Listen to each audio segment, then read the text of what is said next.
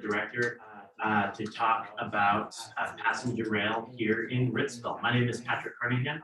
I've been involved with All Aboard now for a couple of years, started out a few years ago as a volunteer. And Charlie and I have been busily working as co-executive directors over the past 2 years or so to help with the organization. So thank you for joining us. We'll get started. We're on an event.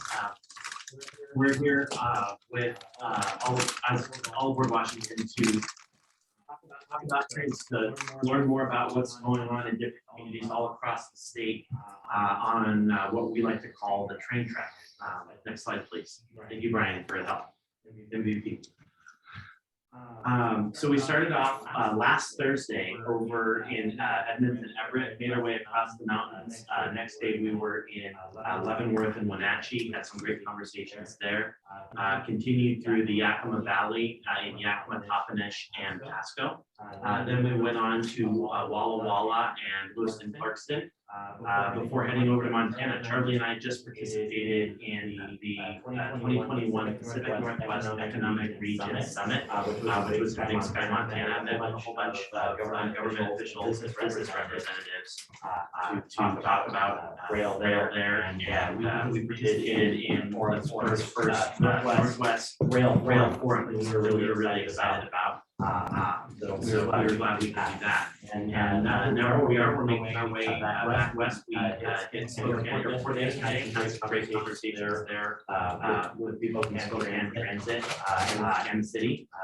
We were just in Cheney, some amazing conversations there. We are today in Ritzville. I was totally blown away when we were in the Ritzville Time and F-Trans Committee, which is so awesome. I can't think of any other cities that have that. So definitely looking forward to working with you guys. Tomorrow, last day of our track, we'll be continuing on to Ellensburg, wrapping it up in Leon with our annual picnic. So really looking forward to that. Next slide. We're really thankful for our sponsors.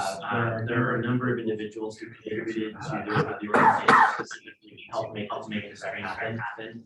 And of course, the Big Sky Passenger Rail Authority in Montana also chipped in.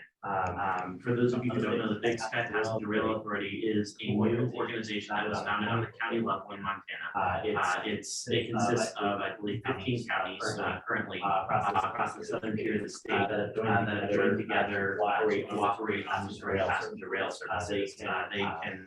They're combining their efforts together to contribute the local and state funding necessary to restart trains along the southern part of the state. And we've gotten a lot of support from them and from County Commissioner Dave Strohmeyer, who was instrumental in helping that get together. So we're really thankful to him. We're really thankful to the SPRA, and we're thankful to all of the individuals who contributed to the organization, whether it's a volunteer, whether it's one of our board members, one of our leaders, or as a donor. Very much for everything done. And thank you all, even if you're just learning about us for the first time, for coming out here to learn what we're all about. Next slide, please. So All Aboard Washington, we've been around for a while.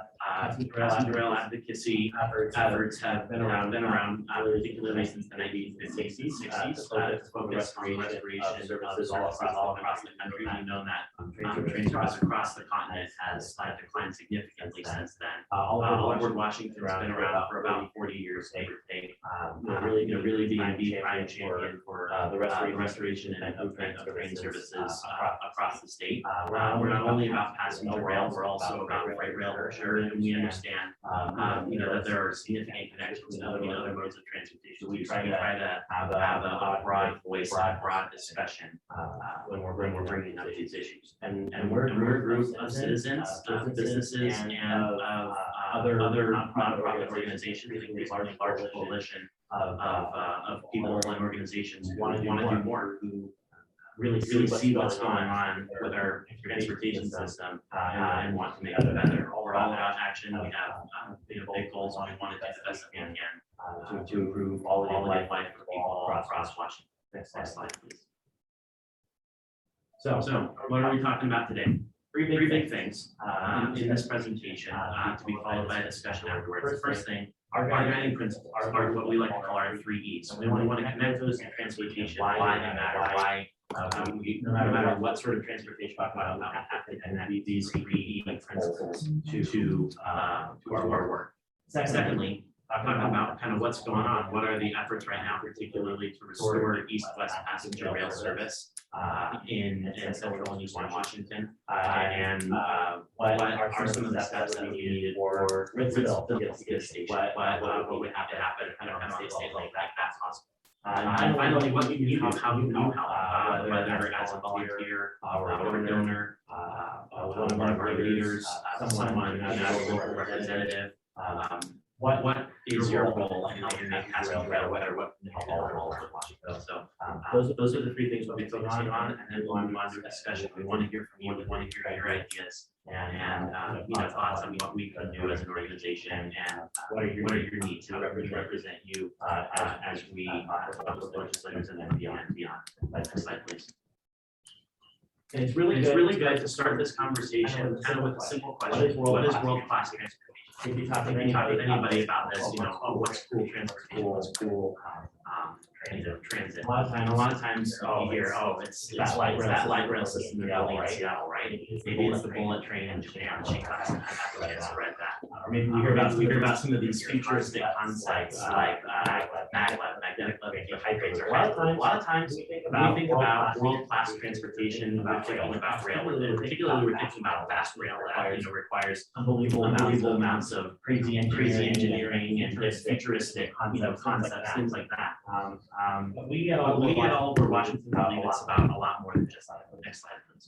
We understand that there are a lot of things that connect into transportation, whether it's your local or interstate bus system, whether it's being able to ride a bike somewhere, whether it's catching a ferry, or even as simple as having a sidewalk in front of your house. All of these things are related and really connect into how people get around and how we're creating a transportation system, a transportation network, not just lines of services that don't really connect well with each other. Next slide, please. We really want to boil it down to a very simple question. Just say it like this: Is it reasonably easy to get from here to there?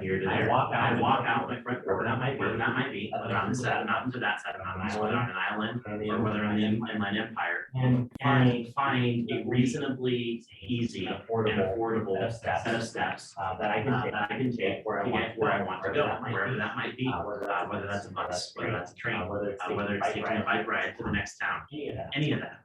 It can really be summed up in this question. And next slide, please.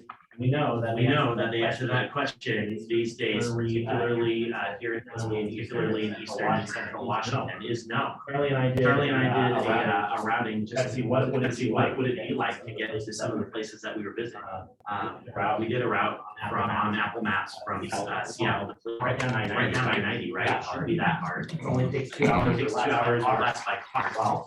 Well, we found was that we would have to take a 19-hour and 49 minute ride on the Empire Builder to Wenatchee, spend overnight, and take a bus to Ellensburg, spend the night or 2 hours there, and then take the bus to Cleon. So end to end, almost 20 hours on something that should take a tenth of that on by car. Similarly, we did a routing from Seattle to Walla Walla, same side of the state. That shouldn't be 3 or 4 hours. Well, what it suggested was taking a bus down to Umatilla, Hermiston, waiting a couple hours there, hopping on a bus to Pendleton, and then taking another bus up to Walla Walla. 8 hours, something a lot, double the time of what it should take under normal circumstances by car. Next slide, please. We recognize that the reality of trying to get around anywhere east of the Cascades is miserable. It's horrible. You pretty much have two choices most days. You can, pony up the money for a car and to maintain a car and to hold your license and to get insurance and to get your car registered every year. And then you get the wonderful choice during the summer of construction or traffic. Or you get to get on your knees during the winter, put on your chains, and hope that the pass isn't closed. Hope that other cars around you aren't sliding around. a very close family friend of ours who lives in the Puget Sound region, who I basically consider to be very much like, kind of my West Coast grandma. She talks all the time. One of her sons lives in Sandwich. She lives on the Kitsap Peninsula, and she talks about just how scary it is trying to drive on the highways there. And I know it's no easier here. You go for long distances, you get lots of windshield time. You get glaring sun, you get snow, all sorts of difficult things that just make it so challenging to drive. And I know that seriously affects how easy it is for her to get around and how much connectivity she has with the rest of her family, what sort of things she's able to do, what sort of medical care she's able to get. And that's a tough reality. And that's true across the state. And I think no more true, anywhere in the state than here in Ritzville, being far away from a lot of places, not really having a lot of access to services. And then, the other option, if you can't afford a car, or if you're one of the 20% of Washingtonians who doesn't have a driver's license, maybe might be to take a plane. And if you want to get anywhere but Seattle or Spokane, you better pony up some serious bucks. I looked at a routing from Yakima to Spokane. That was going to cost $240 one way. Sometimes things come up quickly. You can't plan 2 weeks in advance. You have to make a quick trip. And then if you don't have $240 to spend on a plane ticket, well, you're out of luck. Next slide, please. We know that Greyhound comes once a week to Ritz, or once a day in each direction to Ritzville, kind of in the afternoon. But beyond that, there aren't really a lot of other options. And we know that transportation has gotten a lot worse in this region over the past several decades. The Amtrak North Coast Limited Service, which used to provide a second option to the Empire Builder, was eliminated in 1979. And then in 1981, the builder was rerouted to the Stevens Pass route, meaning that all the communities along the way in the Yakima and Pass valleys were left out. Obviously, we know the train doesn't stop here in Ritzville. Bus service has gotten worse. Like I said, I know there's only a single bus a day that goes in either direction to Spokane or Seattle. And that doesn't get you to Yakima. You have to go through a hassle in order to get there. Airport charters are expensive. I mean, I was looking, if you're even on a route for an airport charter to get to Spokane Airport or SeaTac Airport, it's unbelievable what you pay for that. So it's really, we recognize that transportation, the reality of transportation in Eastern Washington is hard. Next slide, please. And it got worse during the pandemic. We understand that the Empire Builder as well only comes once a day, mostly in the middle of the night or the very wee hours of the morning. So for anyone who's ever had to rely on the Empire Builder, it's an option, but it's a rough one. And it got worse during the pandemic. We know that all of Amtrak's long distance trains were cut to service only 3 days a week, not even once a day. It wasn't very good on the west side of the mountains either. The Amtrak Cascade service, which provided service between Seattle and Portland 4 times a day, was cut down to once a day. The twice a day train from Portland to Eugene was once a day, linked in with the Seattle train. And all of the trains, Amtrak Cascades trains north of Seattle to Vancouver, Canada were cut, obviously because of the border situation, meaning that communities in Whatcom and Skagit counties were cut off from the network. With the exception of a single bus a day and some rather difficult local transit connections. Thankfully, we recognize that that's getting better. A lot of service has been restored. The Empire Builder is back to once a day service. Amtrak Cascades is back to 3 trips a day between Seattle and Portland and to Eugene. But the trains north are still canceled, and the timing of the Empire Builder here in Eastern Washington is still incredibly inconvenient for most people. Next slide, please.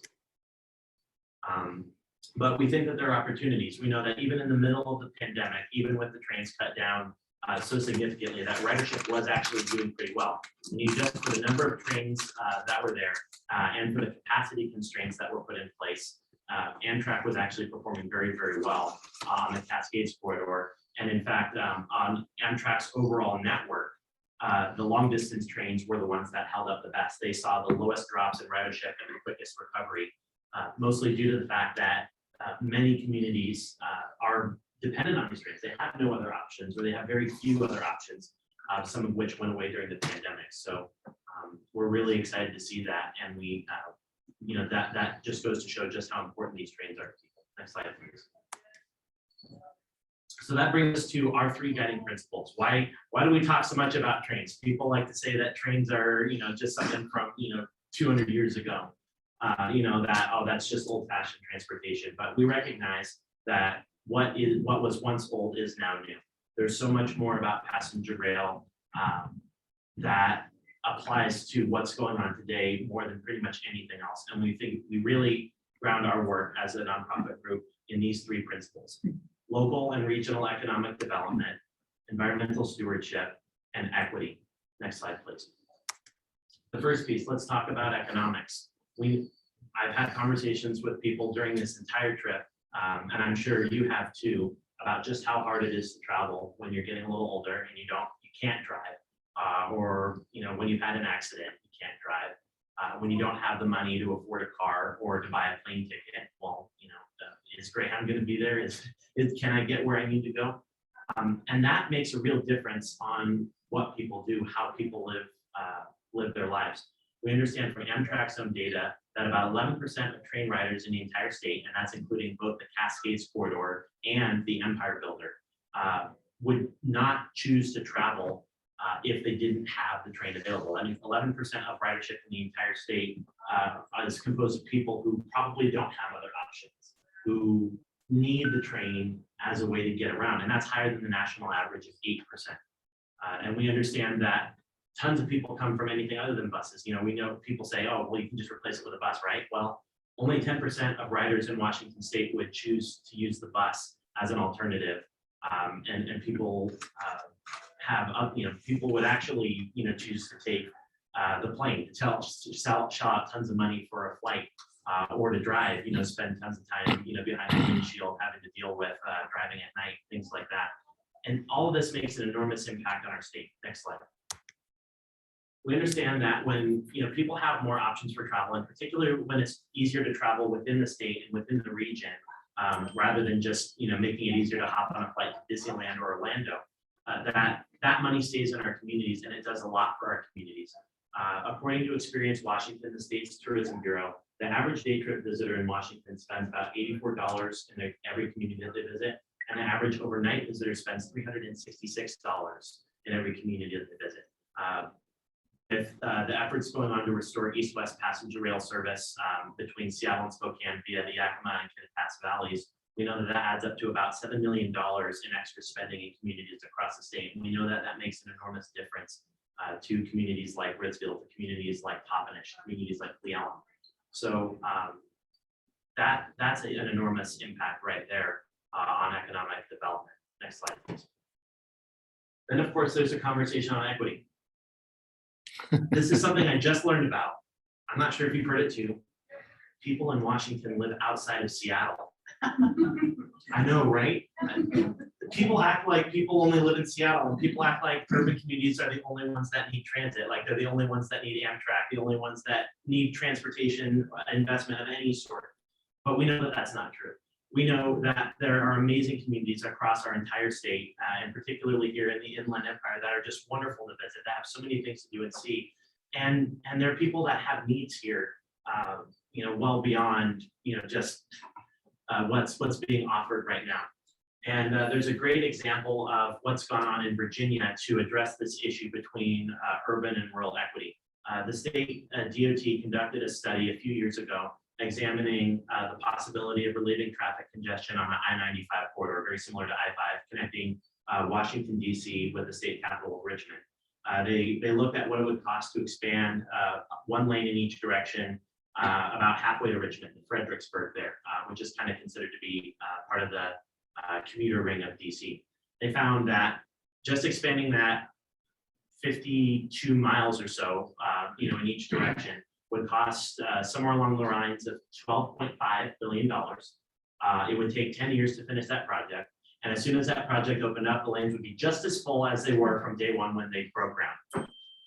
And this is how transportation funding has been going on all across for a while. I mean, like I mentioned, I grew up in the Kitsap Peninsula. Have any of you heard about the State Route 16 mega highway construction project going on there? It's been going on for something along the lines of, 10, 15, maybe almost 20 years now. They're finally finishing some of the HOV extensions. I remember seeing that when I was 7 years old, when I was a kid. That's been going on for ages. And I know that the state has spent billions on that. We know how much the state has spent on, on that tunnel in Seattle, all these things. Tons and tons of money go into roadways for, for single projects, sometimes just a couple of lanes on I-90 or I-5. And that benefit doesn't get shared across the entire state. That benefit goes to, the people who are commuting, it goes to the trucks that pass through, and it doesn't accrue to actually improve equity across the state. But what Virginia did that was unique, it was the next step that was great. They looked at what it would cost to work on other modes of transportation. They asked the question, what if we spent part of that money on passenger rail instead? What if we invested that into our rail network? And what they found was that for $4 billion, less than $4 billion, they could buy all of those tracks in yellow from the freight railroads who owned them previously. They could improve commuter rail service between Washington, D.C. and Fredericksburg. And they could improve service and start brand new Amtrak supported services across the entire state to every corner of the state, but most of the state within a reasonable distance of passenger rail service. And that's exactly what they did. They bought the tracks. They're making tons of improvements across the state, and they're working on schedules to start new services over the next couple of years that serve the entire state, both the urban crescent and the more rural western parts of the state. And we think that that's something that needs to be considered here in Washington as well. Next slide, please. Another good example of really working on equity and not getting into this conversation of buses versus trains, because a lot of people like to say that, but really finding where trains and buses can complement each other. We find two great examples here in North Carolina and California. The state of North Carolina has a state-supported passenger rail service called the Piedmont, with an additional train extending all the way to New York called the Carolinian. But they also fund a state-supported intercity bus network. And what the state does is that they use the buses to go along a lot of former rail routes where they don't have the support right now to start trains, but to get an idea of where people want to go. What's the demand? What's the interest in travel? And they found with a couple of their bus routes that there has actually been enough demand to start passenger rail services. So that's why if you look at Amtrak's Connect Us 2035 map, that there are a couple of routes in North Carolina that are being looked at for extensions, particularly to Asheville, because they found that through their bus connections to their trains, that there is in fact enough demand to start train service. Similarly, the state of California operates a pretty expansive Amtrak bus network, which connects to all of their state-supported trains and allows for much better travel across the entire state, to urban areas, to rural areas, to Yosemite Park, all sorts of things. And they make a big deal about it. It is an important part of the network. The Amtrak San Joaquin service, which serves between Sacramento, the state capital, the San Francisco Bay Area in the west, and Bakersfield down in the south through the San Joaquin Valley. That service spends about 25% of its budget on bus service, but it pays out. It pays off. 57% of riders who ride the San Joaquins use a bus connection on either end, whether that's to Las Vegas, Los Angeles, Yosemite, or any of the other routes that connect with the blue line there, kind of going down the middle of the state. And Amtrak California has a similar setup of buses connecting all of the rest of the routes to all of the rest of the state. It's really a great example of what happens when you collaborate together, buses and trains to improve access across the entire state. Next slide. Having lived down there in California and Stockton, I can tell you those trains are very, very heavily used. In Stockton, it's nothing to see 250 people get on and off. Wow. I mean, seriously. Yeah, and with each trip, yeah. Yes. Yeah, that's amazing. I've got a friend who lives in Fresno who's taken the train and the buses as well, and he's talked about that as well, all the connections between. And they started with one train in 1974, one train at each way. Mm-hmm. And they have like 6 or 8 now. Mm-hmm.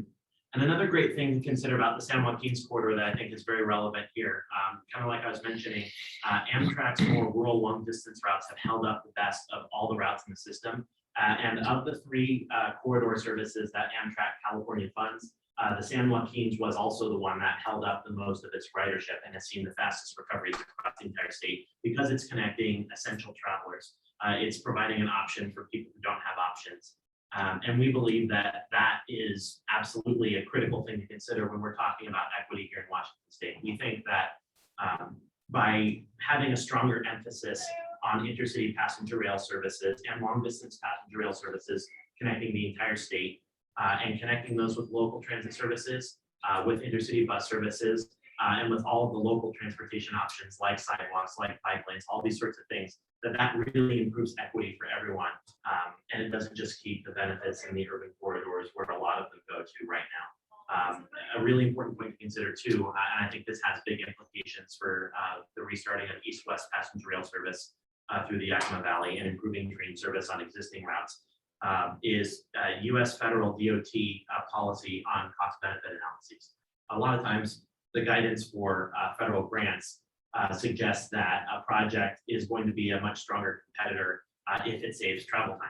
And the highway lobby has gotten the consultant firms who work with highways have gotten really good at figuring out, coming up with calculations that say, okay, well, if you add a lane in an urban corridor where there's already lots of people driving, that theoretically it moves X number of cars more per hour, and therefore saves, 20 billion seconds off of the lives of commuters, even though we know that the traffic a lot of times gets worse and it does nothing to address people who can't drive. But under former criteria, that would make the project really eligible for big money from the federal government. And that would make passenger rail routes that take a little bit longer, as things stack up right now, less competitive. But that's changing. There's a lot more emphasis right now on connecting underserved and rural communities in particular. There's a lot more emphasis on, connecting cities, not just big cities, but,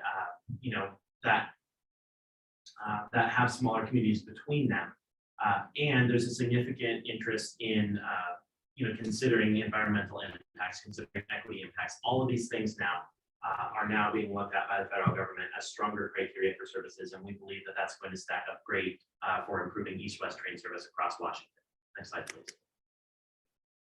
And then finally, when we're talking about the environment, according to the information that we have less than 10 years to take action if we're really going to try to mitigate the worst effects of climate change.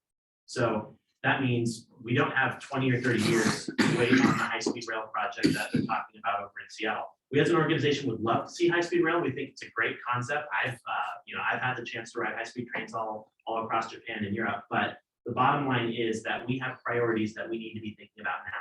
We have short-term needs. We have things that we need to solve over the next 10 years. And we can't wait on, a Seattle-only high-speed rail system to help serve the needs of all Washingtonians and all people in the Pacific Northwest region. Next slide, please. So if we're talking about trying to address the environmental issue in particular, let alone all of the other things we're talking about, like equity, like economic development, we need to be thinking about where the biggest and quickest impacts are. And we know that according to the EPA, 29% of all US emissions of greenhouse gas emissions come from the transportation sector. And of that, about 82 or 83% come from highway vehicles, whether that's big trucks or our own personal cars. So we really need to be focusing on addressing those areas. High-speed rail is great for replacing plane travel. It's great for addressing some of the congestion between SeaTac and Portland, some of the other places, but it doesn't do a good job of addressing the car side of things. There's another great consideration as well. We're not just talking about greenhouse gases and climate. We're also talking about what affects our native salmon population. According to the University of Washington, a compound from tire rubber is now understood to be responsible for the mass die-off of coho salmon all across the state, all across the region. And at this point, we have no other alternative. We have no way to mitigate that. There's probably going to need to be years and years of research and development needed to mitigate these impacts. And the culverts that the state is spending tons of money to fix are only going to cover a certain part of that.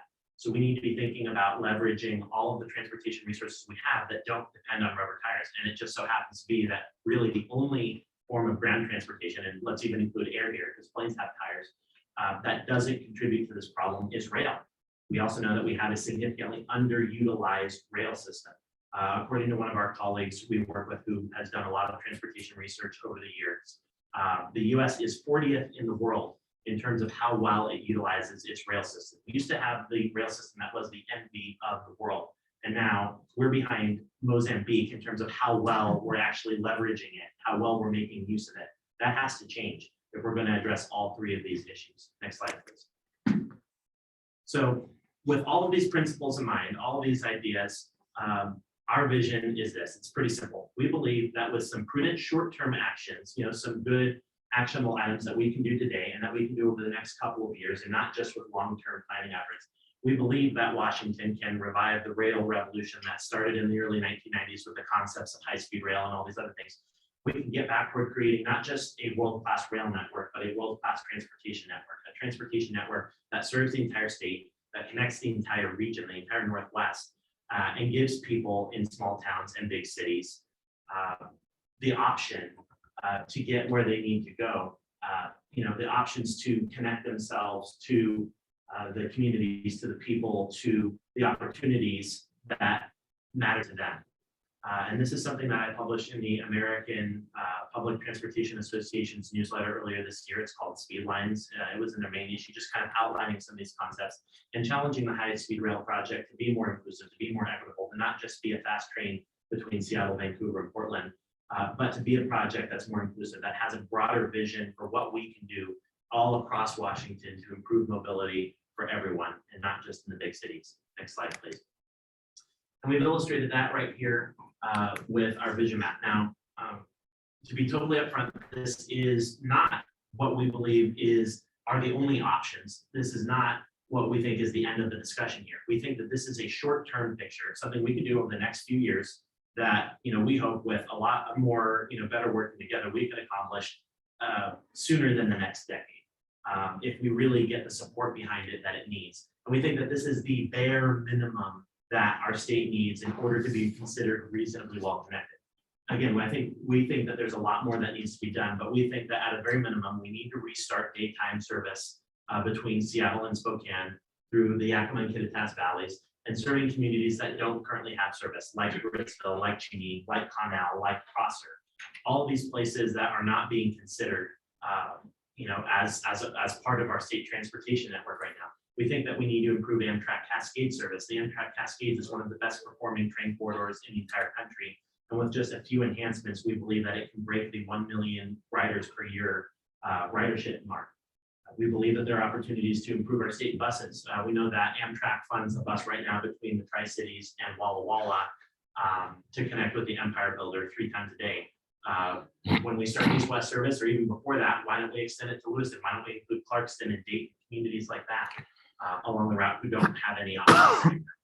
And then finally, more stations, not only along existing rail corridors, but also we know that Prosser is being left out of the east-west project. We know Blaine's being left out of Amtrak Cascades. We should be connecting our entire state and not just taking the easy way out, and not having a vision on how to better connect our communities. Next slide.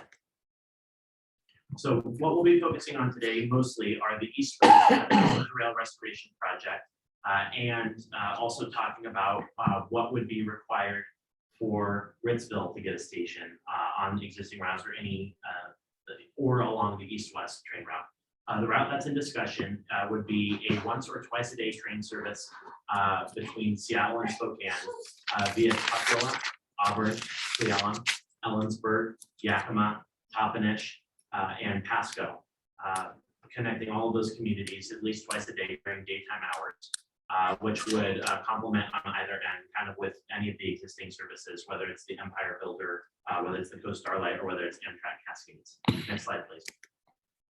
And this project has been around for a while. There have been a lot of different studies looking at how this would work, and it's been going on for a while, but there are a number of circumstances that have kept it going on and on and on, that have kept the action from happening on the state level. Next slide, please. Where it started was right after the successful rollout of the Amtrak Cascade service on the I-5 corridor. In 2001, WashDOT and HDR conducted a study of the initial feasibility of the route, just asking the very simple question, is it possible? Is it practical? Can it be done? The answer was yes, it is in fact possible. The infrastructure is there. There aren't any serious capacity constraints at the moment. And with some improvements to ensure openness to passenger trains, the route should be able to work. But there needed to be a kind of a next level analysis of what would the ridership look like, what would some of the specific criteria be for getting the service started, what would the times look like, what would the costs be, all of these things. And unfortunately, due to the circumstances at the time where the $30 car tax thing came along and wiped out our state's multimodal transportation budget, this project was pushed to the side. That's another thing that contributed to our state's ferry backlog. That's another thing that's led to a lot of public transit services since then not working very well. There's just not a lot of connections, and there's just not a lot of state resources to make these things happen. Next slide, please. So it went for almost 20 years without a fall off. It went for 16 years before anything really happened again. And we at All Aboard Washington encouraged Central Washington University to have some conversations with members of communities in the Yakima and Pintas Valleys to learn about what the needs are, what are some of the interests in these. Professor John Bowen, someone who's been involved with All Aboard Washington for a while, he and his students worked together on the study to ask these questions and to see where people wanted to go. And what we found was tremendous response. Pretty much everyone who learned about the project was interested in it. I think it was over a 90% interest rate and support for east-west service. And it wasn't just about trips within the Yakima Valley and the Pintas Valley. It was about trips beyond. It was really covering the entire state. People, talk about wanting to go, to visit family in Eastern Washington. People talk about wanting to go to, Olympia or Lacey or Bellingham or, Wenatchee, places like that to really, this is a project that would cover the whole state, and people recognize that, and people want to use rail to connect with their communities, with their family, all these sorts of different things. Next slide, please. And so we brought that to the legislature in 2019 and convinced them to take that next step, to look at the ridership, to get the information that's needed to make further decisions about the east-west passenger rail route, and we succeeded. In July of last year, the study was published by Steer, and we got a lot of great information from that. Next slide, please. They confirmed all the finds that we found. There were tons and tons of support from people across the region. They found that 77% of their respondents indicated a moderate or strong amount of support for the project. And they found that over 70% of the people that they interviewed said that they would try the train if it was made available to them, that they would actually want to ride it. They found that despite going through a significantly more rural section than a lot of other state-supported Amtrak corridors, and despite taking a quite long time to get from endpoint to endpoint, that ridership would be pretty good. Ridership was found on the twice-a-day Seattle to Spokane service with one departure in the morning and one departure in the afternoon from either endpoint to generate ridership very comparable to that of the North Carolina train I was talking about, the Piedmont. And that's despite the fact that the Piedmont runs 3 or 4 times a day, and that it serves a much shorter and much more urbanized corridor than east-west does. So lots of great information there, and the cost would be great compared to what we spend on freeways every single year. For less than $500 million, or maybe about the equivalent of 3 or 4 Olympic-class ferries, which I think WashDOT is buying 5 of right now, we could build a passenger rail corridor connecting the entire state from Seattle to Spokane. That's not 6 miles worth of lane widening on I-90 in the mountains. That's not an interchange in Seattle or Tacoma. That's a corridor connecting the entire region and providing a service that is unique, that is not an option for people right now, that people would rely on who can't drive, who can't take advantage of all of the existing infrastructure available for them. Next slide, please. But there were still some weird things about that. Like I mentioned before, they only considered ridership from cars. According to Amtrak's own data, only 47% of people who ride the train would otherwise choose to drive. That meant that Steer was pretty much leaving out every single one of the 20% of Washingtonians who don't have license, and every single one of the 53% of people who would choose to take another option. They're leaving out the people who wouldn't choose to travel. They're leaving out the people who would want to spend less money on the plane ticket. They're leaving out people who wouldn't want to deal with taking the bus. All those sorts of things. So we believe that that's an important point to consider. We also believe that the Seattle mindset is coming in about, okay, journey times will be too long, therefore it's not a service worth considering. Well, what about people in the middle? That's what this train is all about. This train isn't just about connecting Seattle and Spokane. That there are already options for that. We're talking about creating better connections between points in the middle and points in the end. Whether you just want to pop down the road from Ritzville to Cheney, or whether you want to go from Yakima to Seattle. That's what this project is meant to serve, and it's not meant to be the fastest way to get from endpoint to endpoint. And that's okay, because right now people don't have options, and like we saw before, this is going to be a lot faster than many of the existing options that we have right now. Next slide. What really matters about all this is the public support. We found some great quotes in there just talking about how much people wanted to have this, how much people are in favor of this. And this is true not only among people who were surveyed, but also among the stakeholders that they had direct discussions with, including BNSF Railway, including the communities of Yakima and Pasco, including the Yakima Nation. There's tons of support from all different levels of stakeholders involved in this project. And in fact, we think that there's probably a lot more that they could have done to reach out to communities. We weren't consulted about the project until about halfway through, when they'd already found a lot of the data and they'd already talked with a lot of communities. So we think that there's even more opportunities and really more support that exists out there for this project. And less than 5% of people were opposed to this, which this combined with the high support ratings in general, the consulting firm, the gentleman from the consulting firm who talked about this said that even those levels were unreal. His consulting firm had never seen public support that strong. I just want to clarify that BNSF seemed positive towards this plan. Yes, yes. Okay. If we look at the 2019 Washington State rail plan, there are various projections in there for how their network would be affected by different traffic growth scenarios. And what was found was that in pretty much all the scenarios, the only route that wouldn't experience any sort of distress on the whole network would in fact be the Stampede Pass route. That's really the only east-west route in the state of the three that would have the capacity to serve passenger trains, and that would have spare capacity for any sort of freight. The challenge, and one of the reasons why that is because there are two big things to consider there. The Stampede Pass route is a fair bit steeper than either Stevens Pass or the Columbia River Gorge routes, meaning that heavier trains have a harder time getting up. And two, there are tunnels on the route which are just a bit too short to accommodate double stacked freight without some floor lowering that would need to be done in the tunnel. So the way that the tunnel operates right now is that BNSF sends mostly trains eastbound via Auburn, empty coal and oil trains, things like that. And most of their heavier loaded trains go through Stevens Pass or the Columbia River Gorge. But Stampede Pass, as it stands right now, has a lot of ample capacity to accommodate any growth in service. And it's by far the most logical corridor for improving passenger rail service as it stands right now. We would absolutely love to see better service between Spokane and Portland. We would absolutely love to see better service between Spokane and Seattle. We just recognize that from the freight railroad's perspective, there's not a lot of extra capacity on either of the routes to get there. So that's something that would need to be part of the conversation. But what we do understand is that according to the study, BNSF is in fact interested in doing more with the route.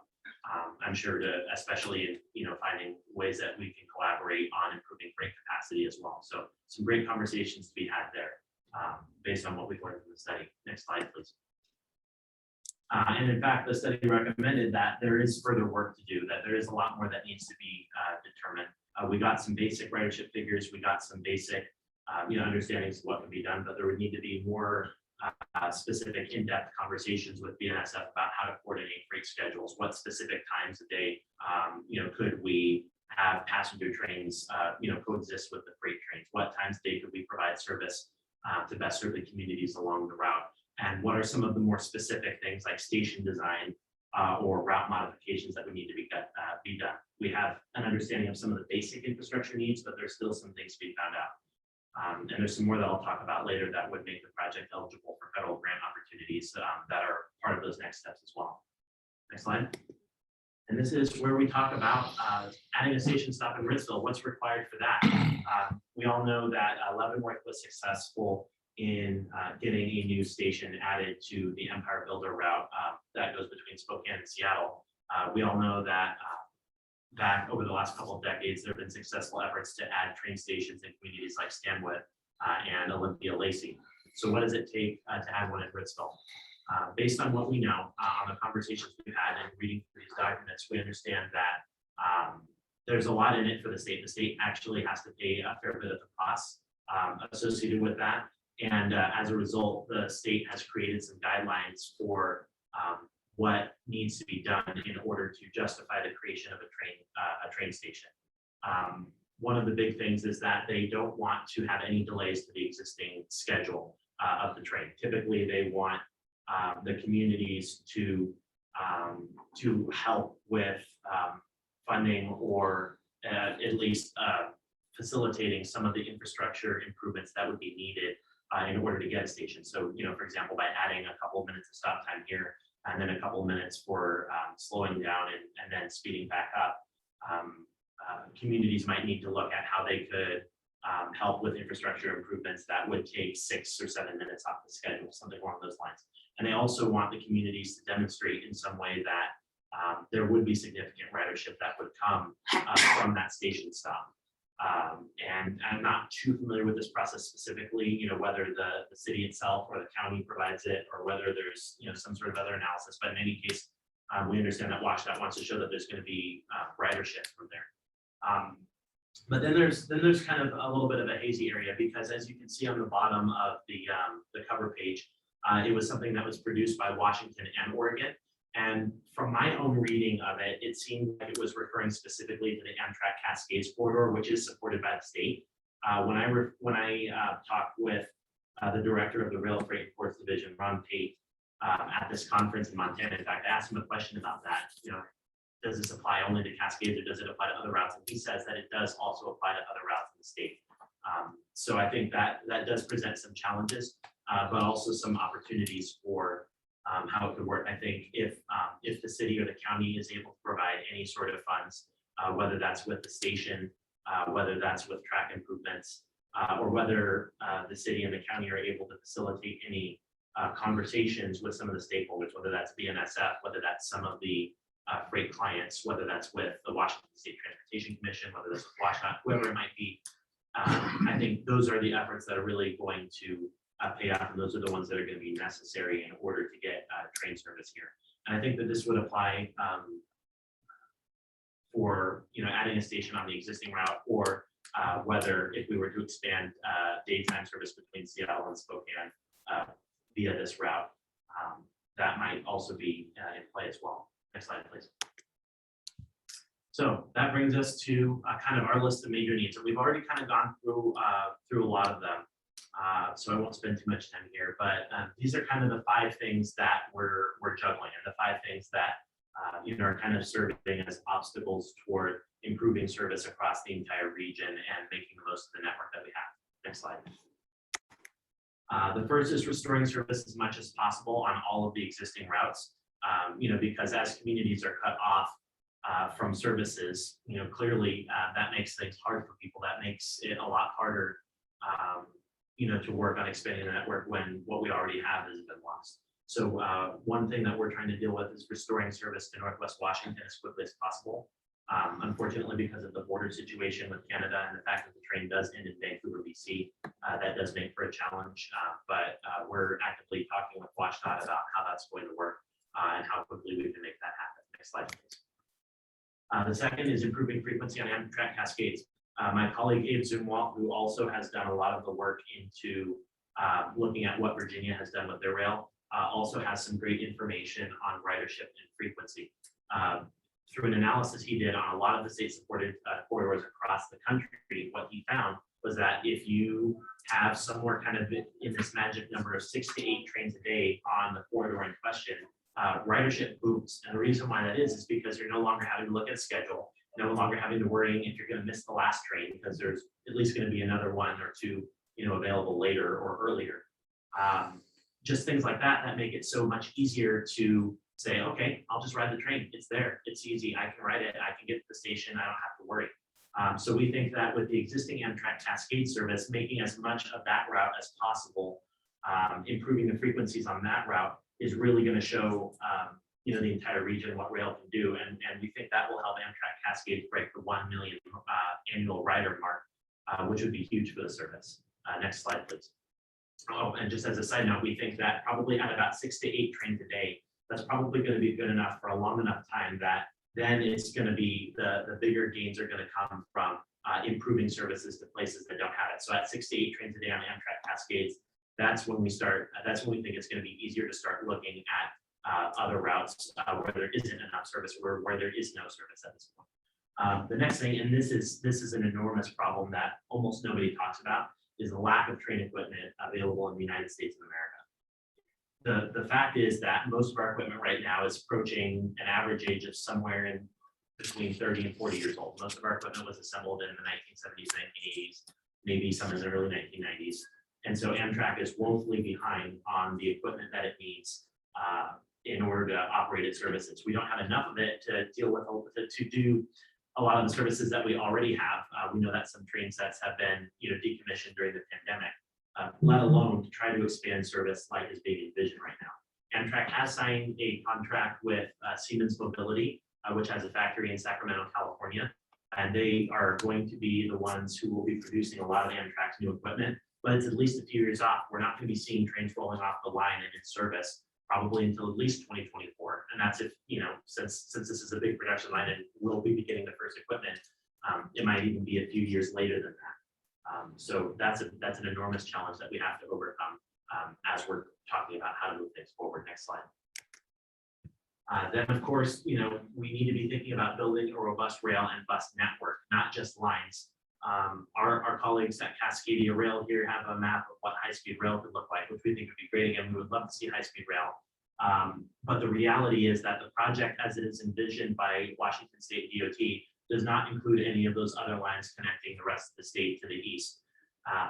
And I think everybody knows, the bottom line is that if we don't have options connecting the entire state, if the high-speed rail project is not focusing on creating a network for the entire state and finding out how to do positive short-term actions that benefit the entire state, that there's no way that high-speed rail is going to succeed in the Puget Sound corridor. So we think, we're challenging high-speed rail. Yes, we love the project. Yes, we want to see it, but do more, connect more places. Don't just be about connecting our urban corridors. Let's think about our small towns. Let's think about east of the mountains. Let's think about connecting our entire state and our entire region, and not just the Puget Sound. Next slide, please. So that comes to, part of that effort is going through with East-West, and there are two big steps that we think need to be accomplished in order to keep the East-West project moving forward, to keep the momentum going. And they both apply to how the project would be eligible for federal grants. The first is a cost benefit analysis, which measures the cost of the services, not just the economic costs, but any of the impacts that it has, and compares them to the benefits that the service has. What happens to safety, what happens to greenhouse gas emissions, things kind of in that nature. And second slide, next slide. The second part is an economic analysis, which specifically analyzes the impacts on jobs, on tax revenue, on tourism, on quality of life, these sorts of things. So these two, cost benefit analysis and economic analysis, need to be funded by the state in order for the East-West project to be considered eligible for federal funds. And we believe at All Aboard Washington, based on the information coming about the most recent Senate infrastructure bill, that the East-West service is probably one of the projects that would benefit the most from the new criteria. Like we mentioned, there's an increasing emphasis on serving underserved and rural communities, but there's also an emphasis on urban corridors. But what they define as urban corridors as any service that connects two of the 100 largest metropolitan statistical areas. Guess what? As of the 2020 census, Spokane is number 99. That means that a route connecting Seattle or Portland or Boise to Spokane could be eligible for new federal funds. And therefore, any of those routes would probably be a lot more competitive as a federal grant applicant than just a year ago. So we think that that's absolutely huge. And that is really something that our officials need to be looking at as we're considering how we as Washingtonians can make the most of what's available to us. Next slide. And finally, feedback channels. Did you know that if you walk into your county auditor's office, any county in the whole state, whether east of the Cascades or west, and you pay for your card tabs at your county auditor's office, the $8 fee that would if you were going to an outside licensee, that would normally go there, actually goes to the state ferry fund. your $8 that you pay on your card tab fee in addition to everything else actually supports the state ferries. What? There's no option, and there's no other option to choose to do that for passenger rail or for buses. There's so much in, we know that the ferry, that ferry riders have tremendous influence in Olympia. And one of the reasons for they help enact policies like that because of a lot of the feedback they get from what is called the Ferry Riders Opinion Group, the FROG. And unfortunately, something similar doesn't exist for passenger rail. We have no passenger rail opinion group to the State Transportation Commission. If we did, it would be a lot easier for anybody who wants to ride the train, or anybody who does ride the train, or anybody who can't ride the train because of how it's set up right now, to provide feedback, to make comments, to say, hey, I want a train that doesn't only come at midnight. I want a train that comes during the day. I want to have a train station in Ritzville. I want to have service that connects east of Spokane. I don't just want to have a service that goes to Seattle. You know, whatever your thoughts might be, whatever areas you see you could improve passenger rail. You can present, if we had a passenger rail opinion group to the Transportation Commission, that could happen. So that's another critical issue that we think is really worth dealing with in the legislature over this coming session. Next slide. So kind of taking all of those together, our three priorities over the next session are going to be to try to pass the benefit, cost analysis, and the economic impact analysis in Olympia. Get the state to look at what the costs and impacts of the service would be. So that way East-West trains would be eligible for all of the new federal funding that's coming out of the latest infrastructure bill. 2, track cascade service as much as possible with the equipment that exists. You know, finding as many creative ways as possible to get that service to 6 to 8 trains a day. And once we're there, that's probably all Amtrak Cascades is going to need for a little while we're talking about expanding east-west passenger trains. And then finally creating that passenger rail opinion group, so that way riders across the state have a stronger voice in Olympia. They have a stronger voice to the Transportation Commission, and the Transportation Commission can take up the issues that Washingtonians have with passenger rail service. Next slide, please. Now, finally, what can you do? How can you help? Whatever your position is, whether you're just a citizen, whether you're a representative, whether you're a rider right now or not, whether you're a member or a donor to All Word Washington, or whether you just want better train service, what can you do? There are 3 main areas that you can work in to help us out. Next slide, please. The first is awareness.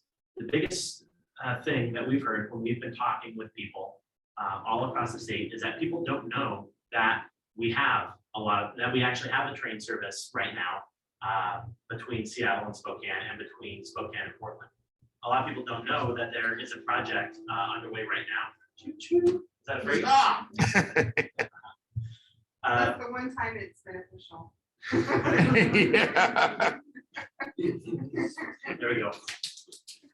It's actually containers, double stack container. Double stack containers. So that's, yep, going down the Columbia River because it cannot go through Stampede Pass. Yeah. But better not be garbage like yesterday, Spokane, a garbage tank on fire yesterday. You want that on the news yesterday? Oh, I didn't hear about that.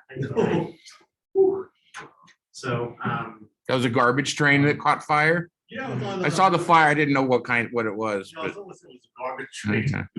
One thing I think people got to understand is that Mhm. On the east side, Spokane won't be the stopping point. I mean, the train will stop there, but talking Montana, that group Montana, and they've actually been going to North Dakota. This would very likely end up being a Chicago or at least Minneapolis, Seattle train. exactly. So while the project that we've been discussing here is one that we've been working on for a long time, a lot of the recent efforts are presenting another opportunity for the expansion of long distance service. And what's being envisioned by the Big Sky Passenger Rail Authority, thanks to a lot of the work of Dave Strohmeyer in Missoula County, reaching out to people in North Dakota and Minnesota, working with us here in Washington, working with colleagues in Idaho. The new opportunity that exists beyond just what's on the books right now for Seattle to Spokane service is the restoration of a long distance train, second long distance train between Seattle and Chicago, via Central and Eastern Washington and via Southern Montana. Which is something we're incredibly excited about, and given all of the interest at the federal level and the fact that included in the federal bill is a study of the restoration of long distance routes. we think that that provides an amazing opportunity to expand service, to start that first train. And then we can go to WashDOT, hey, why aren't you doing this? Why aren't you doing more? So But what I like in particular, people gotta understand, this is the way people in Ritzville, Cheney or wherever, these little towns, because the train's only half full coming out of Seattle headed this way. But there'll be people getting on wanting to come here or wherever. Mhm. I mean, it's designed to connect up, not just endpoints, but in between. That's the main thing. And this attitude that we get, where we heard, we heard some stuff after the Amtrak Connects Us vision map came out, where a lot of the traditional transportation lobby in DC was, saying, why are all these, communities upset about having trains? Trains don't make sense in long distance communities. And then the fact that a lot of people in Seattle just seem to have no idea about just how hard it is to get around here. We recognize that that is not reality. That is not how things are. Communities across our entire country, and particularly here in our region, have needs that are hard to meet with the way we've been doing things for so long. And Look at trains do. northern Montana, Mhm, a lot of the communities in northern Montana that are served by the builder, mhm. they don't have anything else. That's it. I That's mean, the that builder's this it. train is it. That's how they get around from here to there. Mhm. And that's exactly why ridership on the Empire Builder and a lot of other Amtrak's other long distance routes held up so well, because the communities that it serves are the communities that need it the most. And it provides, and the fact that it connects, not only small towns with big cities means that you have options. It's not just an urban service. It's not just a rural service. It is a service for everyone. It is a service that connects the whole state. And it's a service that, people really desperately need now more than ever. Well, especially, I grew up here, Mhm. and I can remember in the 1960s, one of the arguments in favor of cutting railroad service, train service, which I used to ride all the time in the 60s, Spokane, was that we had 7 to 8 Greyhound buses a day that stopped here and went to Spokane. How many are there now? One. Yeah, we found that there's one. That's it. Yeah, that's the point. And Greyhound is collapsing really all across the continent. We know that they've stopped a lot of their services in Canada. We know that their Bolt bus brand has collapsed. And they're cutting services and stations everywhere. They no longer go to their old terminal in Portland. They just stop on the sidewalk and let people on and off there. So we can't rely on buses to solve all the problems. We can't rely on the buses to be a replacement for trains. And we can't expect our current transportation network and the way that we're doing things to solve these problems. We need to think differently. What is, there's a great thing that, we heard when we were in Montana, what was once old is now new again. We now understand that there's a lot that trains can do, and we really need to take a stronger role in making it happen. And letting people know that trains exist, and letting people know that there are projects on the books and that there are opportunities to take advantage of is the first step, because a lot of people simply don't know.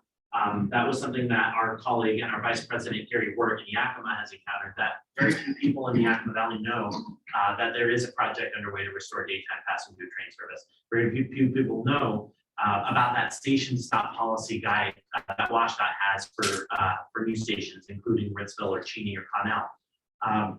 So awareness is a big point. Yes. I know I've told several people, you go to Amtrak.com, RTZ, we're on there. Ritzville, you can go from Ritzville, it's the bus connection. But I tried to tell people that for years, and but we're on there, we gotta get the other part.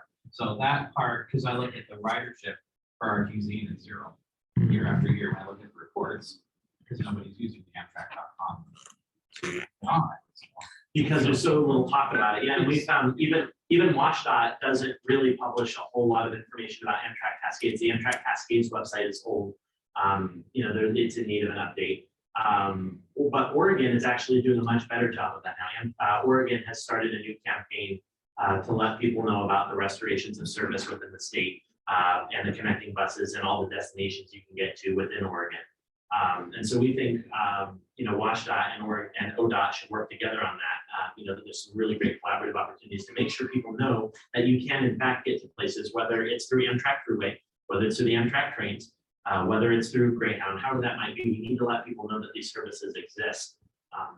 So that way people can take advantage of the opportunities. Next slide, When please. you talk about east-west passenger rail, are you talking about the green dotted line on the map? Yes, I just want to make sure I get the right one out there. yes, and I apologize, I did forget to bring, I have a larger kind of foam copy of the map. Feel free if you just want to take a look, pass it around. This is just kind of a smaller version of the map. Now, you'll notice that included on our map is also a line down to Boise. That is not part of the project. However, we believe that would be a really great connection if you just, once you get the tracks between Auburn and the Tri-Cities fixed, it's only another short distance worth of tracks following the river down to Hermiston. That if you restore those, you can have service directly from Seattle to Boise via Pendleton, Oregon, or you can have it from Spokane to Boise via Pendleton. So that's something that's also part of our vision. We think that once things are started more formally on the state level, that it shouldn't be too hard to expand services further south as well. So would the east-west be everything on that map except for what you just described that goes down to Pendleton? Yes, the east-west project as written in by the state, as it's being researched right now, is an intercity passenger rail route that would be funded by the state of Washington, which would connect the cities of Seattle and Spokane via the stations in Tukwila, Auburn, Cle Elum, Ellensburg, Yakima, Toppenish, and Pasco. Like I said, we believe that station stops in Ritzville, Cheney, Connell, and Prosser are also ones that are worth considering. We think that, given the existing Empire Builder service between Spokane and Pasco, that all of the stops along the way, including Ritzville, would make sense for that service as well. Given the communities connected. They stopped here for decades. Mhm. And the last regularly scheduled training was under BN, Burlington Northern, and that was in 1971, May of 71, when When Amtrak. Andrew, yeah. And Amtrak left here because we had lots of buses. Well, it's kind of sad reading the journal, Hmm. that the station master, he's like, oh, I'm gonna retire, so we don't really need it here anymore either, so the city didn't fight for it either. Wow. Yeah, but that's from the journal, you can go back to back in the late 1970, early 1970, because they didn't go to the grant track, whatever it's called Yeah. before, but that's what he said. So, and little did anybody know that, the buses will be disappearing in another decade. Yeah. So it really does take support and energy and awareness at the community level. That really makes an enormous difference. I mean, because if we're talking about, trying to restore service to Ritzville, if we're talking about trying to restore service to any of these stations along the route, as well as create new services like the daytime service between Seattle and Spokane. We need you. We need your leadership. We need your energy. We need you to talk with people, your neighbors, your friends, your families. Next slide, please. We need you to talk with your representatives, whether that's at the local level within the city, within your mayor or your city council, whether that's at the county level. We know that, Yakima City and Yakima County, for example, they've been, missing a lot of opportunities for grants that a lot of people are frustrated about just because they haven't been having conversations with a lot of people. Has your organization had individual conversations with these type of leaders yet? Or do you need that connection? That's something that absolutely helps. We do have some connections with some communities, but we're, Charlie and I have, I think, been doing this kind of in our roles for, less than, or just about 2 years now. So we're just kind of learning about everything that's there, what's kind of going on and who we need to talk with. So anything that you can do Right, helps. our senator lives in Ritzville, Hmm. which is really handy. Yeah, And then our regional representatives are very connected. All three of them work together as a team often, so if you have not connected with them, you can definitely. happily. Yeah, we would love to do that. And any support that you can give in that area is crucial because when we know, and we're learning very quickly, everybody talks with everybody. Everybody from City Hall to Capitol Hill is engaged in conversations. Everybody knows what they're hearing from constituents at all levels, local, county, state, and beyond. Infrastructure bill. Infrastructure, yes, exactly, yeah. There are lots of conversations that go on that have influenced that, and definitely having more of these and making sure that we have these relationships with our everyone from local government to Congress is critical to make sure that Ritzville isn't left out, to make sure that east-west passenger rail does happen, to make sure that we have better connections across the entire Pacific Northwest and not just in the Puget Sound. Next slide, please.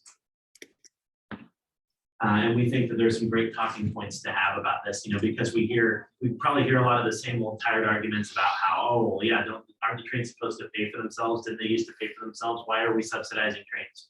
Well, every mode of transportation requires some sort of subsidy at this point. It is not just as simple as having everything pay for itself. Yes, we want to manage things well. Yes, we want to make sure that we're being good stewards of public money, but expecting the fare box recovery to cover everything all the time is simply not realistic anymore. And we really need to get our priorities straight. We can't just be doing what things we've always been doing, dumping billions and billions, without end in highways that provide limited benefits to anyone who doesn't drive. And that have frankly reached pretty much the capacity of what they can do for American society. We need to be focusing on equity. We need to make sure that all people and all towns, of all sizes are included in the discussion. We need to make sure that we're being considerate of our environment, that we're being good stewards to this amazing region that we have and our natural resources, and that we're thinking about what this does for economic development, what this means to communities who are not connected to a lot of the rest of the region, a lot of the rest of the country. And we need short-term, prudent short-term action. We can't just be thinking of long-range plans. Yes, we gotta have long-range plans. Yes, we have to be thinking about where we want to be going in the long term, but we also need to be having serious discussions about how, what we do in the short term, and then we need to do something about it. And we think that passenger trains, particularly east-west service and Amtrak Cascades, are the two backbone routes that we need here in Washington to really consider ourselves a truly connected state and a truly connected Northwest. Next slide. And then finally, stronger grassroots advocacy. There aren't a lot of people who do what we do. There aren't a lot of people who have these conversations. A lot of these groups have been around for a while, but it's thanks to a lot of what's been going on with better federal support, a lot more interest in transportation and infrastructure all across the country, and a few people realizing just how limited our capacity is as advocates, that more stuff is starting to happen. I got involved a couple of years ago with All Aboard Washington after coming back from having studied abroad in Japan and seeing just how well connected their entire society is, just how easily you can get from anywhere to anywhere without having to own a car and without necessarily having to hop on a plane. And it's been hard over the past while because I've seen a lot of the obstacles that have come about, but there are more opportunities than ever now. Just in the past year and a half, things have been unbelievable just in terms of what what's out there, and we need your help. That those opportunities mean that we're busier. We have to have more meetings. We have to let more people know about what's going on. We need more support of all sorts, and we need you to make that happen. Next slide, please. We need volunteers. There's a lot of stuff that we're doing, and this is just a very, very brief list of sort of the things that we need help with. But kind of in summary, we need people to be liaisons in communities. We need to have connections with residents, with the local business community, and with local leaders. We have a lot of needs on our web. We're constantly updating our website to make sure we're telling people stories and that we're talking about what the possibilities are. We write a newsletter. I'm the editor for the newsletter, and that comes out every quarter. Charlie and Warren write a lot of the stuff for our social media, and we need help with that because it's all about making sure everyone's on the same page. And there's so many more ways that we need to be connecting with people that we need help with. And then finally, event planning. This was a big undertaking to plan all these events going across the entire state. We got a little bit of a start with it last year with our online events, but actually coming here to communities takes a lot of resources and a lot of planning, and we need a lot of help with that as we're looking to expand our presence and spread the word about what's going on with passenger rail. Next slide, please.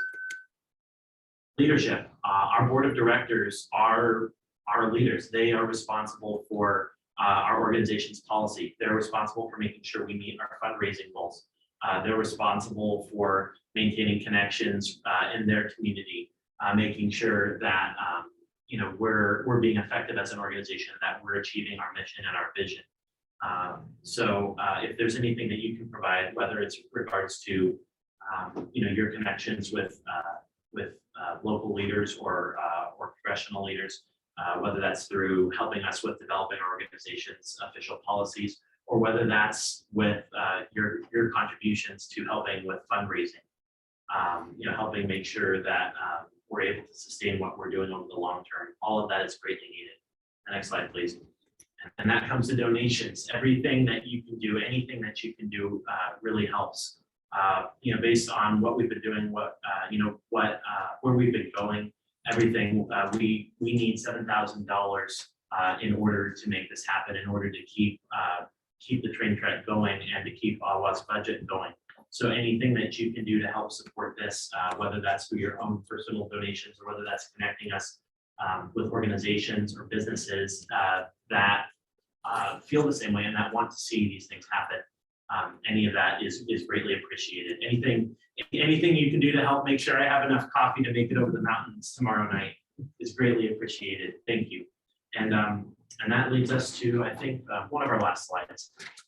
We've already had some great discussion here. I really appreciate all of your engagement in all of this.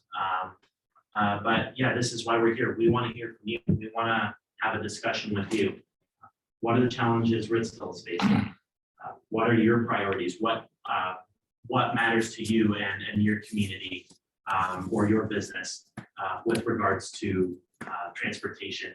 And what can we do at All Aboard Washington to help with that? Is there anything we're missing? Is there something that we need to be talking more about? Is there a project that we've already talked about that means something to you? Is there more that we can do to help you and to be your voice in Olympia? I have a question. What's the next step to get the Empire Builder to stop here for starters?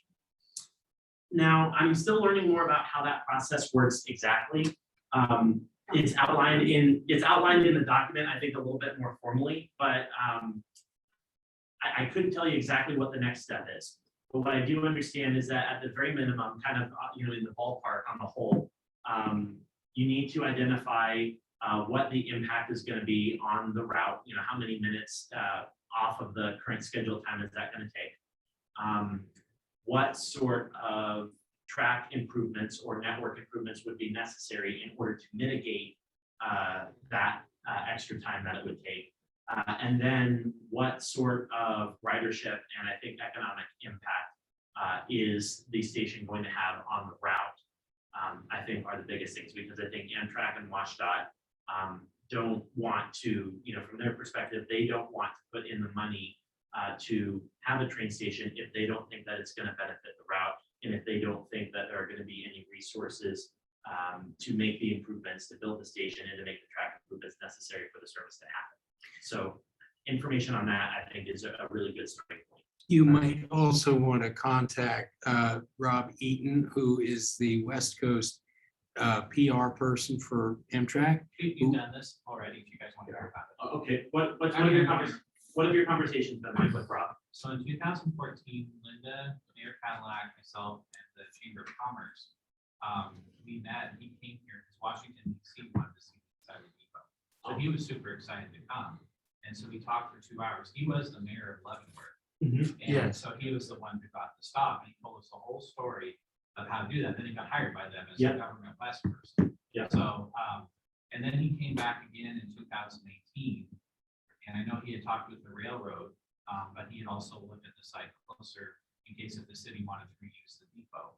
And, not a lot of this, I mean, it was her thing, not mine. I mean, in the sense that we didn't want to publicize something because there's like the antiques in there and all that kind of stuff. There's all those unanswered questions, but he had looked at like the platform would have to rebuild because it's too high and you can't have cobblestones. How do you make something look the same and be safe? Yeah, ADA compliant. Yeah, all that stuff. And he has, said that the next step was the city to contact, send a letter or something. I don't know what it's called, letter of intent. That was, I think, in 2018. But he had met with Kylie Fulmer, who was the director of the library, and myself at the depot. And so he's been a real, I haven't talked to him in like 2 years now, though, but he's been a real good resource for that. And it seems like the railroad was was on board with it. He didn't say that, but he was like, he didn't see any objections either, I guess. From the Amtrak side. From the Amtrak side, having talked to them. So part of that's kind of on the bill already. Okay. So, but I don't know where it's left off.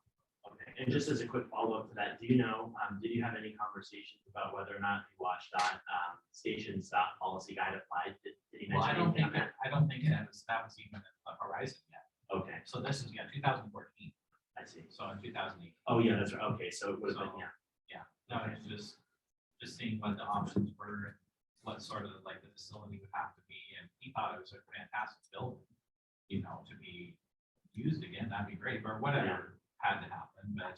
I was here last year when they were moved, I was thinking of Cheney, my bad. I was in Cheney last year, they were moving the building, but on that same trip, I stopped in Ritzville and I got the building. I love it. It's beautiful. Yeah, yeah. No, yes. I had that idea a few years ago, but wasn't really sure how feasible it would be. Mhm. The idea, now the school district was willing to provide the buses to take people from here to Pasco. And then get on the train there at Pasco and come back to here. It would be a special one-time stop. The idea behind it would be to show how many people would be taking the train. And so I spread word around and basically one of those coaches holds, I believe, 80, 85 people. And we had it filled plus. But it didn't come to pass. Some people are concerned about it would somehow take funding or take business away from the restaurants. If people be going up to, get a burger or something, snack bar, and well, that's simply not the case. But what this would do in the end, though, this would bring people to town. Mhm. And the question is, will Amtrak go for it? Well, I haven't talked to them in several years. But I don't know, what do you think of that? No, that's absolutely, a point to consider, because whenever you have these discussions, that point always gets brought up. One of the things, we were talking with a reporter in Walla Walla about things, and there was this thing about, he wanted us to kind of think about this issue about how would we respond if people brought this up, because that's always sort of if we get the train to through the Yakima Valley, aren't people just going to go to the wineries in Prosser or Yakima? And what I said is that every single one of these communities along the route, every single one of these places that we've talked about has amazing things about them. They're amazing people. They're amazing things to do and see, beautiful environments, all these sorts of things to consider. And I see no reason why why any of these communities can't compete, why people can't draw people to the community. I'd love to come to Ritzville and see the depot a lot more often and learn more about the history and visit Bryan, without having to take the long drive. I think if I had the option to come here by train, I would probably visit Ritzville more often. I'd probably be more likely to take a stop on a train track and visit Ritzville.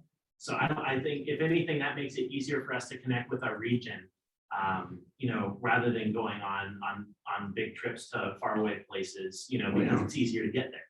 Well, this would be just, short, it's only about an hour and 15 minutes thereabouts. Mhm. And we show people the benefits of traveling by train. Mhm. It is comfortable and it's very, very safe, Oh, absolutely. very, very safe. And it's scenic. I mean, you don't have to worry about how close your car in front of you. And Patrick, what you're saying there is absolutely true. I mean, people would come here just like I would take it to go to Toppenish or whatever, just because. Matter of fact, might be the only way I'll ever see Seattle again, because I highly doubt I'll ever drive it. Yeah. Just not good. On Saturday morning, you go to Pasco. I've gone on lots of times Saturday mornings, Pasco, there's people just going to Portland for the day. I've done that. So just drive down there, there's like 40, 50 people in the lobby. Even like the economic impact, when you look at the journal, like in the 40s and 50s, there's ads all through the journal for hotels in Portland, or come see this.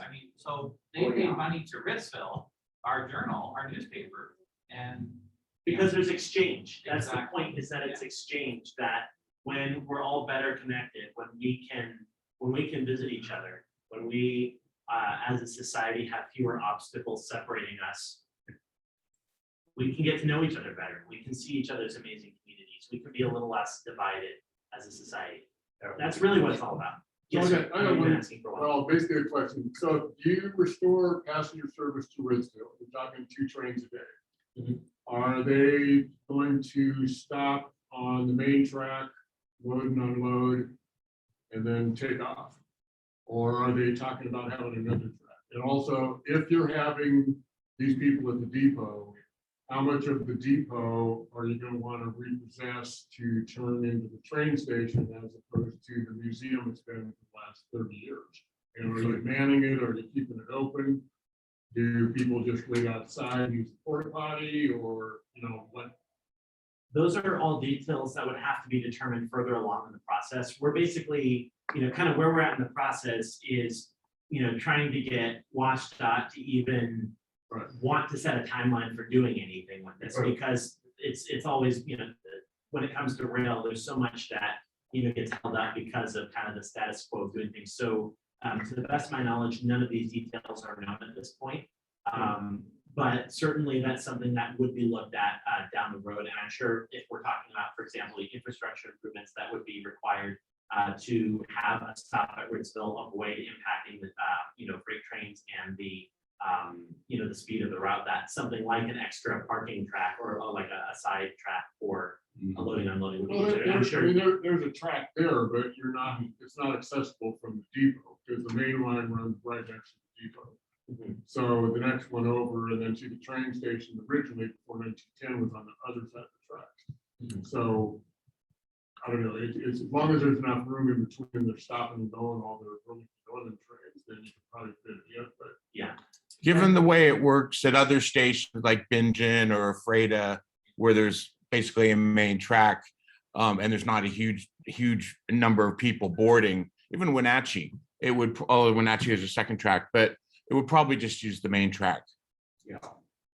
That's what they did back in the 60s. But the idea of using the depot, actually, we have talked about that. Using one room, the western waiting room, and then putting up some type of door to the rest of the museum so people can't wander through unless they're escorted, of course. And that one room is actually quite large enough to be a nice waiting room. It's heated. It would be fine, and also I kind of think that the state would probably be interested in saving the money from building a new I call it am shed, but you know what I'm trying to do. That's true. Well, the Toppenish people are proposing exactly that for Toppenish, okay? As are the folks in Boise.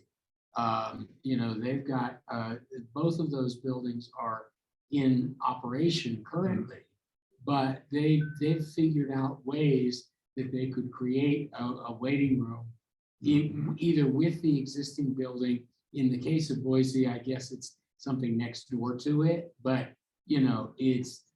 that's something that locally you'd have to figure out.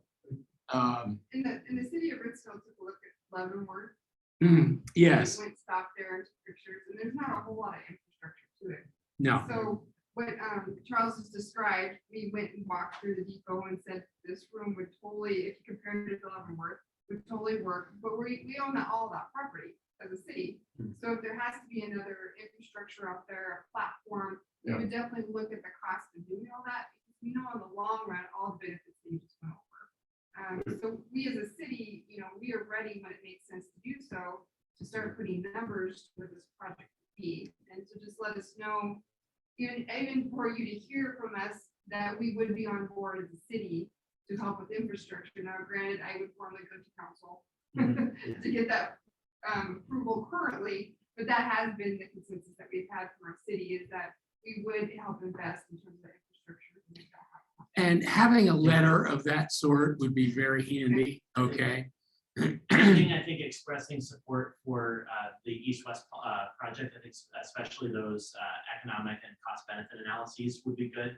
And I think anything kind of talking about the infrastructure at the national level, say we want to take advantage of that, we want to be included, is an important thing. Yeah. Okay, so what you're saying right there is, and I see Julie writing, good, is that a letter from the city. Yes. In support of this.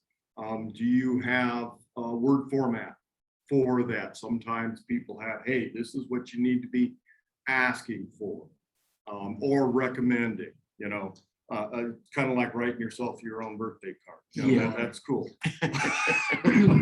Yeah, we can certainly provide you, I mean, we don't have anything off the top, Yeah.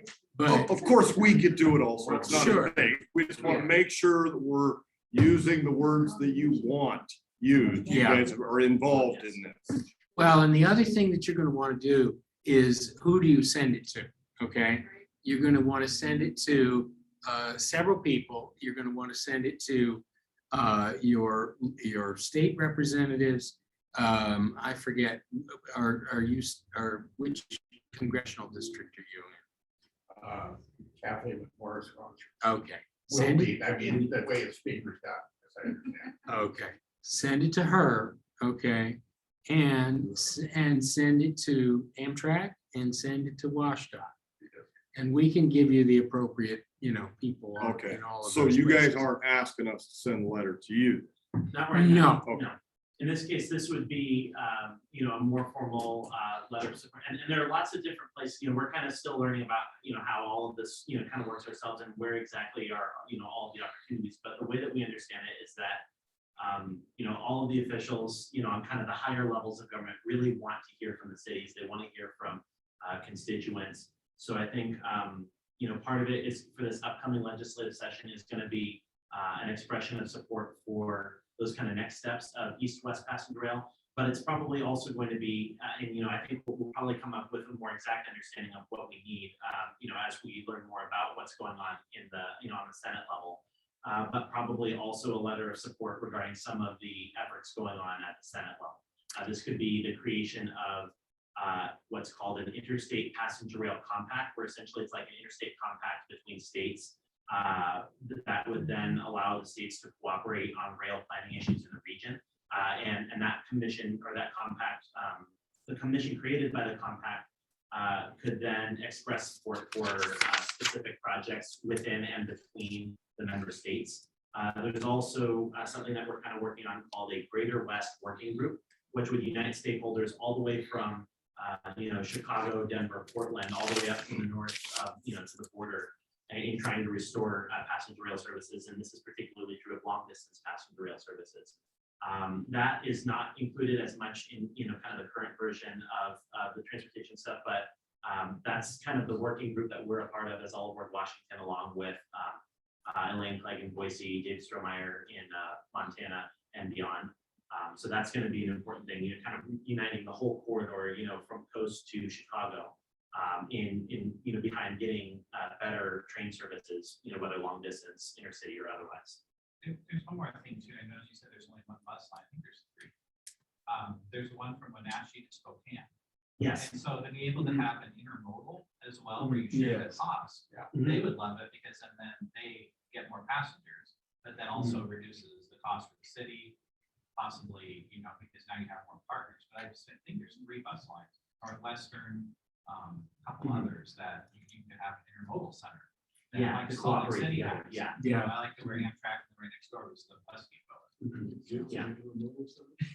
And I'm still learning a lot about all the existing options myself. And, for example, on our vision map, we were kind of, the reason why we highlighted that route, from Pasco to Walla Walla with an extension to Lewiston is because we think that that's an example of just one, we think that that's a service that should be extended given, the communities along the way and the better east-west connectivity would provide in connection with the east-west passenger rail service. But we totally recognize, like I said, Charlie and I are still learning a lot about what exists and what are the opportunities. We had a great conversation with some people in Wenatchee.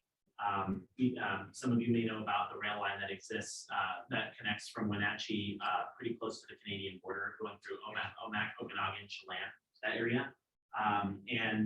We heard some comments from people there that there are actually a lot of people who come down from Canada to do cycling kind of in the Wenatchee Valley area. And that Wenatchee would really like the idea of an intermodal center connecting the buses, connecting trains, maybe even having kind of like a regional rail line from Wenatchee to the border with some sort of connecting service. So absolutely, that's a great point to consider. as we're having this conversation, and thank you for that feedback, and I think we would all agree at all over Washington that intermodal centers are good. And To promote the Amtrak through. I mean, that's yes, already here. absolutely. Yeah. Nobody uses. Yeah, exactly, yeah. One, good, I think, option for you. There's a gentleman who works for an organization called Transportation for America. And he used to be the mayor of Meridian, Mississippi. Where I was born in 1995. But that organization, when he was mayor there, they put together an intermodal center of the sort that you're talking about. And he has statistics on how much good that money that it brought to that community. It's been critical in revitalizing downtown Meridian, and now that's been around for almost for over 20 years, and it's been a huge project for the whole city. So really having intermodal centers are a critical part of the conversation, making sure that we're answering that question, and making sure it's easier to say yes to that question. Is it easy to get from here to there? Pretty much my whole life, I've been trying to get people to come downtown. Sure. You don't have a choice. I mean, they try to get people from the interstate to come down here. The train is here, and this is where they'll have to be. So, Well, exactly. Yeah. can't drive So up we there. can connect you with people like John Robert. And we're more than happy to help with that sort of thing. But it's a lot of it is going to have to come from the local level. It's got to come from the bottom up. Your community has to. There's a great video that our friends at the Southern Rail Commission did a few years ago. They ran a test train along the Gulf Coast between New Orleans and Florida. And they got everybody in all those towns to come out, and they had the bands playing and the flags waving and the signs up, just showing how much those communities, including communities where the train wouldn't even stop there, just having it in the neighborhood was important enough that everybody did a big whoop-de-doo about it. And there's a great video of it, which we can send you, that shows, how local communities do benefit and they recognize that. And that's something we're also talking a little bit with Montana about is, what would be the possibility of doing a demonstration train between somewhere in eastern Montana and Seattle via the southern Montana route and through central and eastern Washington? What if we could have a stop here in Ritzville? What if we could have a stop in Toppenish or Cleon and show that to all the communities on the line who don't have anything? Robert had even mentioned about bringing the,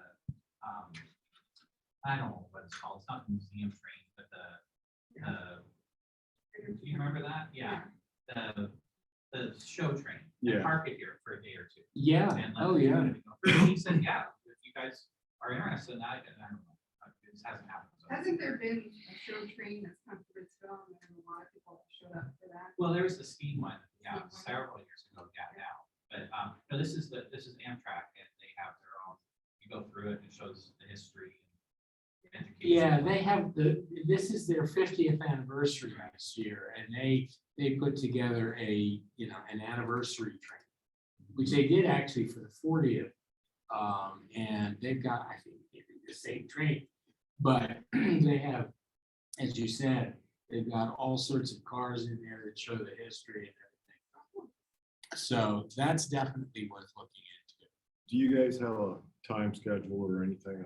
I know you're kind of working with WASDOT and everything, but with this 2 stops, that line that you, in the dotted line there, I mean, do you have any forecasting or are you still just at the point where we've got to get support and get the attention? It's the latter. It's still the latter, but I think just in this past year, we're getting, I think, closer to there than I thought we could have even just a year and a half or 2 years And ago. with that one, you need our state representatives and senators, et cetera. We need, in order, one of those steps, and we're still learning about some of the other steps associated with specifically restarting a service, but at the very least, we know that those 2 next steps to at least make the project eligible for federal grant applications are the cost benefit analysis and the economic analysis, and that has to be conducted by the state. So we know that in this next session, if we want to take one of those next steps forward among many of the others that we're still learning about, that is at least one of the things that has to be done. And I think, and we think it's more important now than ever. And I think that the opportunities for the East-West service now more than ever are better because of all of the new criteria that are being put out there for improving grant competitiveness for rural and underserved communities and for connecting corridors. That's why we think especially that specifically connecting Seattle and Spokane is going to be an important thing because that will benefit Ritzville, that will benefit the Yakima and Tass Valleys. And the grants for that will now be more competitive because of the fact that it has those specific 2 endpoints plus the communities it connects in the middle. One thing we're doing is we're working very closely. There is a legislative rail caucus that our government affairs director, who's a former legislator, actually co-founded several years ago. And the rail caucus is very bipartisan, which is wonderful. And what's great about it is, they can agree that our 3 E's are something that benefits everybody. And so, there are people on that caucus that don't agree on much of anything else, but they do agree on the benefits to local communities. And so that is the next step, is to get your representatives. I don't remember who your legislators. Senator Mark Chesler. Yeah. Okay, And then Representative Mary Dye and Joe Schmidt. right. And Mary Dye was just at Penmore. Was she? Yes. She was at the conference in Montana, yeah. Yeah. Good. So, So, yeah, they're already onto it, but yeah, we need, as us locals here, we do need to talk to Mark Yes. and Mary and yeah.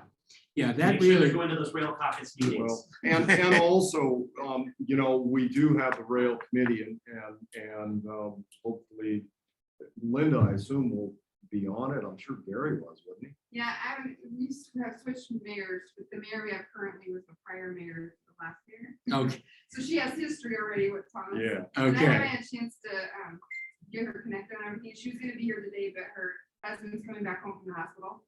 Obviously that took So, precedence. yeah. But we're Understood. gonna catch her up and I'm sure she'll be on board. And, Great. I'm pretty sure she will be. She was originally, she participated in the past.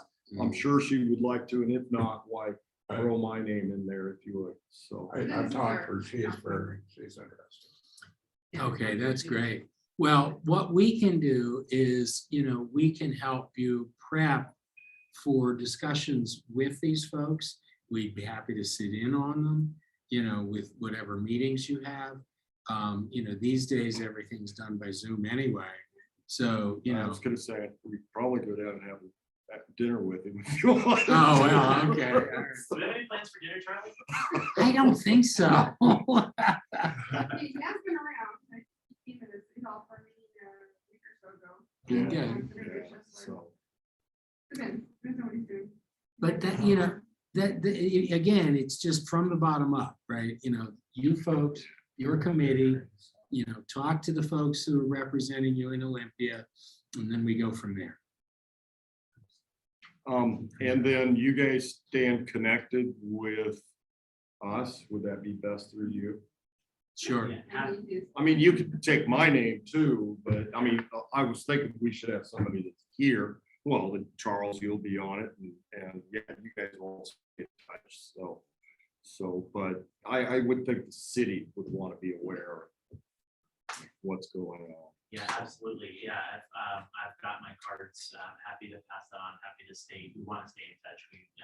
Really, that's what all of this is about relationships. It's about, making sure we're all, talking with each other, knowing about these projects. And, there's a lot of people to talk with, but we want to do the best that we can. So, yeah, anything. I'm not very good with email, so I'll put my number on there. I'm better by phone or by text, but however it is that you'd like to stay in touch, just let me know. You could text, but not an email. It's better with you. I see my, I don't want to show you, your projector will burn out if I try to show you all the emails I have in my inbox. But we're pretty easy to get a hold of. In some way, shape or form, you'll get to one of us, yeah.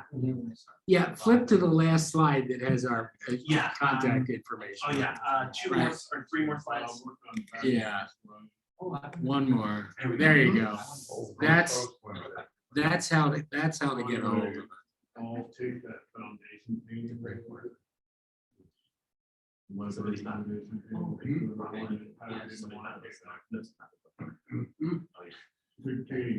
We think that might be, in Amtrak days when they were still using the leftovers from the railroads. And so you could tell that it's all sorts of different liveries. So anyway, Like the front car that the brother was said the second one, Great Northern. Yeah. The blue one is Great Northern Southern Ellerston, and it's so hard to tell. I'm most fuzzy, but basically, that's some of the art pieces on through Washington. Yesterday. Yeah. Charlie, I see we've got a comment on Zoom, or did anybody chime in on the chat in Zoom? Let me look.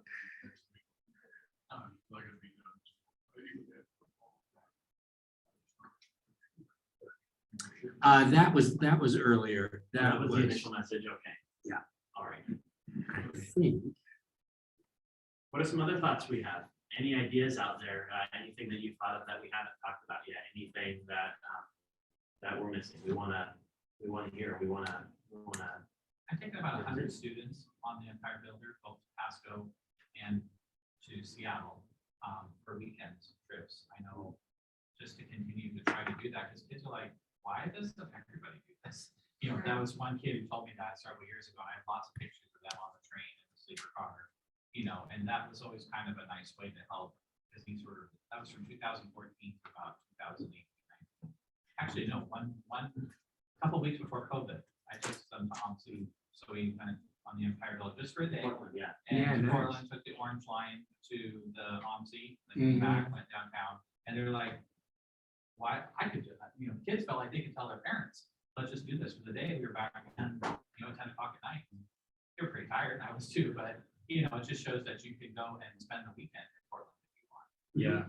And It gives you the freedom to not be completely dependent on your car. It gives you the freedom. It helps improve the freedom to explore this amazing country and region that we have. It gives you better access to resources. And another thing I think that gets me really personally about the idea of improving passenger rail service in the Northwest is with my great aunt. She lives in Walla Walla, and she'd love to come and visit my grandma a lot more frequently, but her husband just recently passed away, and her children are really busy with everything that they do in their lives. And Walla Walla is a long drive away from Puget Sound, and it's a hard drive away from Puget Sound. And I think it just having that option to be able for her to come visit us or for us to visit her without doing the drive and just making it about the whole experience just makes that better.